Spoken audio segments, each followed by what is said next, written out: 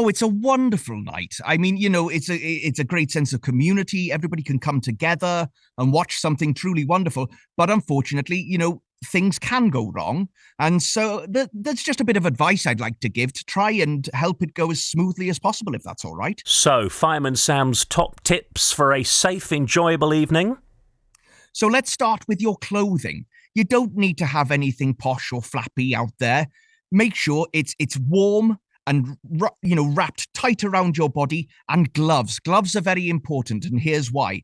For the little ones, if you're going to have a sparkler, wear a glove and stand still with it, hold your arm out and wave it about like that. If you're running around, that's when accidents can happen, and we don't want that, do we?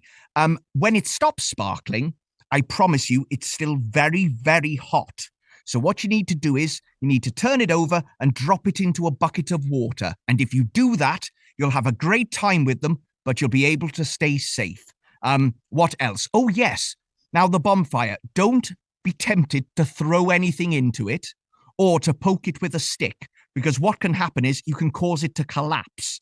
And that can be very dangerous indeed. What else? Oh, yes, if you're going to an organised fireworks display, which is what I would recommend, remember to stay with your grown-up, hold their hand and just stick to them like glue, because that's, again, how you stay safe. And grown-ups, they're pretty clever on the whole, and they know what they're doing. Now, this is a question for you. Do you know what to do if, I hope it doesn't happen, but if your clothing caught fire, do you know what you should do? I think you should immediately fall onto the ground and roll over and over and over. Well done. You are like the third person out of all the interviews who has known that. That's exactly right. There's an easy way to remember it, a really quick way. Stop, drop, and roll. Stop, drop, roll.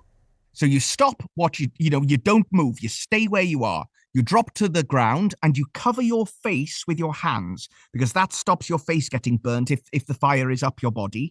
And you roll back and forth on the spot there. Just keep rolling over and over, and it helps to put the flames out. But also, because you're in one spot, people can get to you much more easily.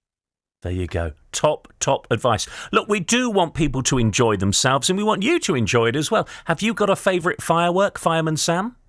Oh, now, I don't know what they're called, but it's the one it's a big bang that happens, and then suddenly out of it, all these little glittery bits, it kind of shimmers and sparkles. I just really like that one because it's really impressive and it's pretty. Are you on duty tomorrow night? Are you on duty at the fire station, or are you going out? Of course I am. Yes, of course I am. Now, there is a town event, obviously, but it's going to be Elvis and Ellie and Penny who are sort of marshalling that. But I'm going to be back in the station for any other emergencies that might come in.